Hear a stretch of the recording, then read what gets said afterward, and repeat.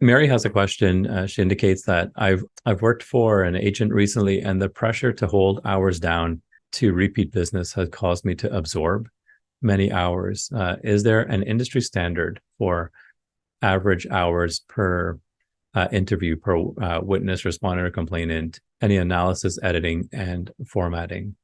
Okay, so there was a limit on the number of hours worked, but you still had to obviously put in the hours that were needed in terms of getting the job done. And you're wondering if there's any standard average for interviews with witnesses and parties, and then also standard hours for analyzing that evidence and then drafting and formatting a report. There are no industry hours per se.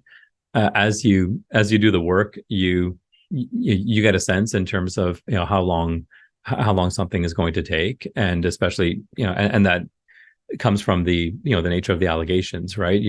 If you're dealing with a 10-page document, you can get a sense pretty quickly that this 10-page document with 20 allegations is going to take a few meetings to get through with a complainant, as opposed to something that's much more straightforward. So it really just comes from experiencing, having a feel for what work is involved once you've reviewed the facts in a case. But just the reality is that allegations, and each investigation is different, right? Like they're all over the map, and some are going to be more document driven. They might have only 3 or 4 allegations of harassment, but there's so many documents that are involved in terms of proving that. I had the sexual harassment investigation I did, which involved reviewing these messages that were exchanged over Microsoft Teams. That was literally only that investigation was 2 allegations, but the evidence, the text messages and the Teams messages that we had to review were voluminous, and then we had to meet with the parties a couple times to both get their evidence and have them respond right to these text messages and other evidence that we had collected. So unfortunately, there isn't, as far as my experience goes, I can't really see an industry standard there.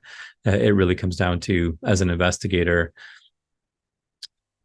having a good understanding for what's involved and what it's going to cost, and then being clear about that with the client, and then that should be spelled out in the retainer agreement, and you might even include a quote in there in the agreement, so that way there's no confusion, right, in terms of what you had indicated at the outset.